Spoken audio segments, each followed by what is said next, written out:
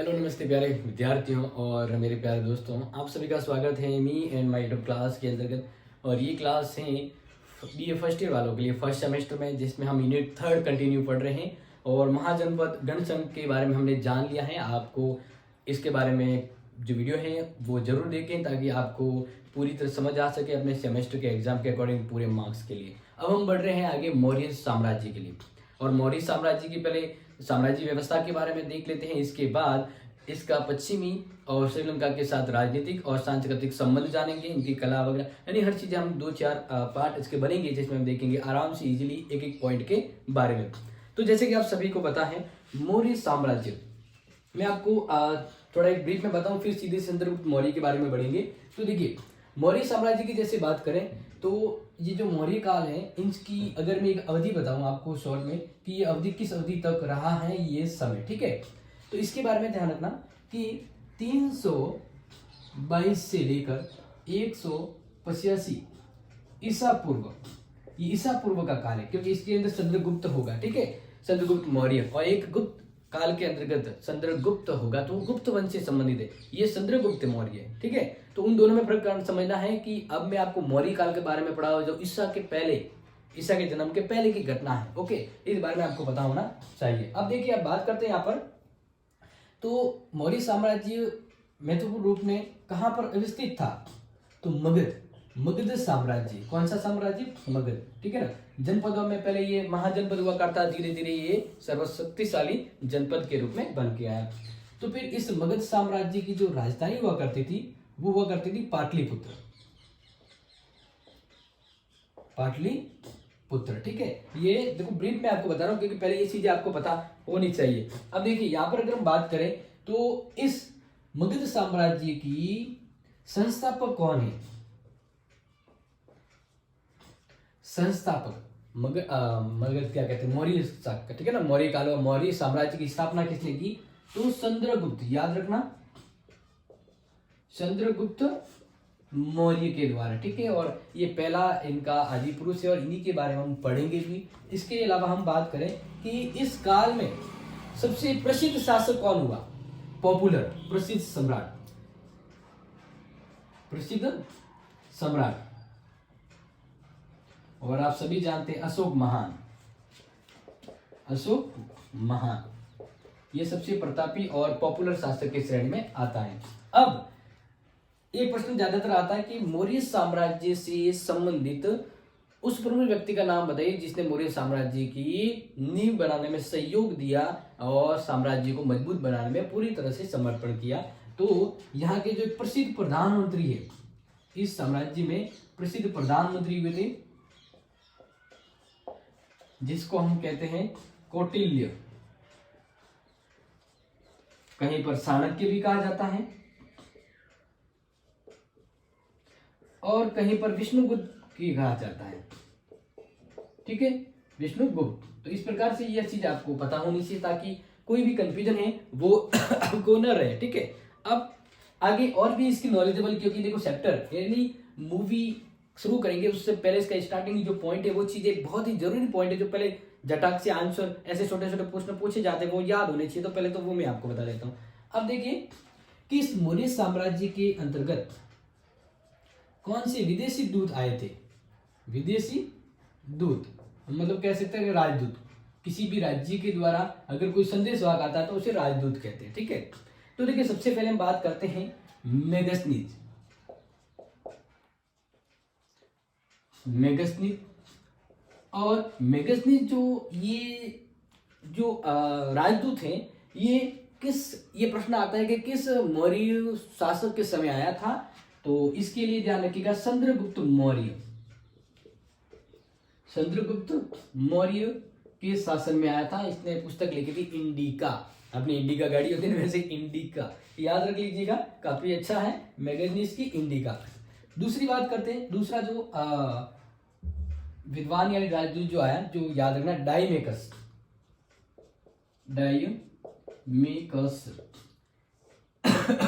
डाइमेकस याद रखिएगा क्योंकि इंपॉर्टेंट है। और डाइमेकस है वो कौन से मौर्य शासक के समय आया? तो ध्यान रखना कि इसका जो वंशज था बिंदुसार, किसके समय आया? बिंदुसार सम्राट के समय। और एक और विद्वान, क्योंकि कुछ पॉपुलर जो मौर्य साम्राज्य में शासक हुए ना, पॉपुलर, वो है चंद्रगुप्त मौर्य, बिंदुसार और अशोक महान। तो इनके बारे में तो समझना ही समझना बहुत ही इंपॉर्टेंट है। तो एक जो मान लीजिए अशोक के समय जो आया था वो है डायनोसियस।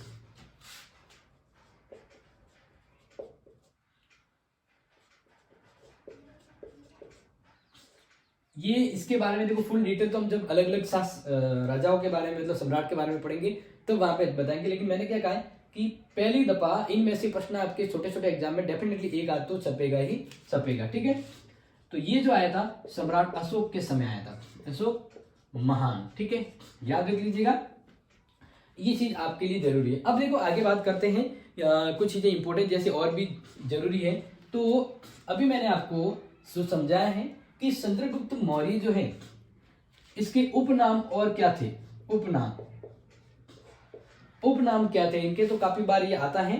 तो चंद्रगुप्त मौर्य के यूनानी लेखकों ने उपनाम के अंतर्गत लिखा है सेंड्रोकोटस।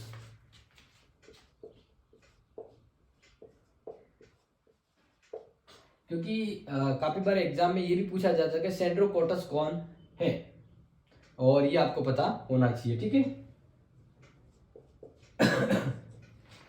आगे बात करते हैं बिंदुसार, जिसका यहाँ पर नाम नहीं लिखा है बट यहाँ पर लिखा है, लेकिन मैं यहाँ पर आपको लिख देता हूं। बिंदुसार का उपनाम क्या है? बिंदुसार के उपनाम के बारे में ध्यान रखना, अमित्रोसेटस। अमित तो घाट भी कहा जाता है, यानी दुश्मनों का वैसे, लेकिन जो रियलिटिक नाम है वो याद रखना, अमित्रोसेटस, ठीक है ना। और अशोक महान, इसका यूनानी लेखकों में, या हम कहें कि अलग अलग तरह से जैसे यूनानी लेखकों ने अपनी बुक लिखी है उसके अंदर क्या कहा है तो वो भी मैं आपको बताऊंगा। लेकिन पहले आप ध्यान रखना, चंद्रगुप्त मौर्य का सेंड्रोकोटस, बिंदुसार का अमित्रोसेटस, और एक और नाम भी याद रखा जाता है जो अमित्र घात कहते हैं, अमित्र घात, ये पॉपुलर नाम है जो आपको पता होना चाहिए, ठीक है। अब बात करते हैं अशोक के बारे में, सम्राट अशोक। तो सम्राट अशोक हैं, इनकी अलग अलग उपाधियां नाम के तौर पे मिलते हैं और जो आपको पता होना चाहिए। जिसके अलावा मैं कुछ आपको बताऊं तो अशोक को देवनाम प्रियदर्शी भी कहा जाता है,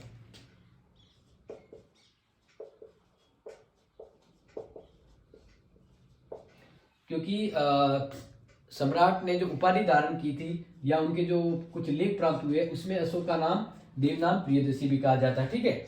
तो ये इनके उपनाम मैंने आपको बताया जो आपको पता होना चाहिए। लेकिन अगर ये प्रश्न भी आ जाए कि किस मौर्य शासक को सिंहसेन कहा जाता है, तो क्या सर ने तो लिखवाया था बताया नहीं कि और कौन है, तो इस बिंदुसार को ही सिंहसेन भी कहा जाता है, ठीक है, याद रह जाएगी। चलो अब ठीक है, अब यहाँ पे जो भी मैंने कहा था कि कुछ इंपॉर्टेंट बातें जो मैं आपको बता दूं आपको पता रहे। तो देखिए अभी हमारे कौटिल्य साहब है वो रह गए, तो कौटिल्य चाणक्य, ठीक है ना, इन्होंने जो प्रमुख पुस्तक लिखी थी जो मौर्य साम्राज्य से संबंधित है, तो वो यानी मैं आपको ये मिटा ही देता हूँ ताकि थोड़ा सा आपको इजी समझ आ सकूं, ठीक है। तो वही बात देख लीजिए कि भाई मौर्य साम्राज्य से संबंधित ऐतिहासिक जानकारी हमें किन से प्राप्त होती है।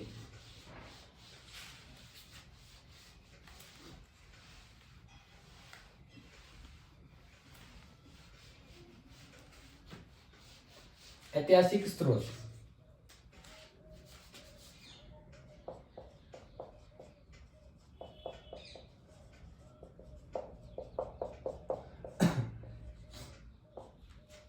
देखिए ऐतिहासिक स्रोत की बात करें तो सबसे पहले मौर्य साम्राज्य के बारे में जानकारी कौटिल्य की, कौटिल्य का जो ग्रंथ है अर्थशास्त्र, कौन सा है? अर्थशास्त्र, जिसमें जानकारी मिलती है।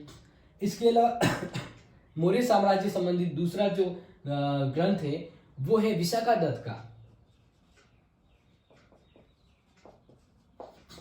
विशाखादत्त का मुद्रा राक्षस। ये काफी इंपॉर्टेंट है और काफी बार एग्जाम में पूछा गया है, तो इसलिए इसको ध्यान रखना। इसके अलावा जो पॉपुलर है मेगस्थनीज की, मैगनीज का ग्रंथ इंडिका, कौन सा? इंडिका, जो आपको याद होगा। ओके, और इसके अलावा और एक जो ग्रंथ है वो है विष्णु पुराण।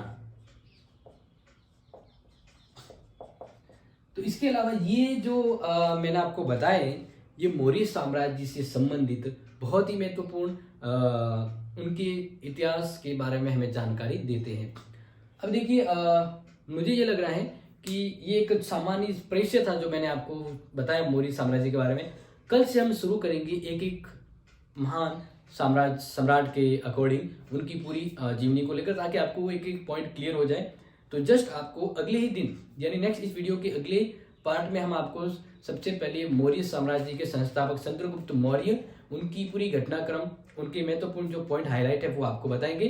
तो आज के लिए इतनी ही क्लास काफी है। जल्दी से कमेंट और फॉरवर्ड कीजिए, शेयर कीजिए, ताकि फर्स्ट आप हो और आपको नेक्स्ट क्लास भी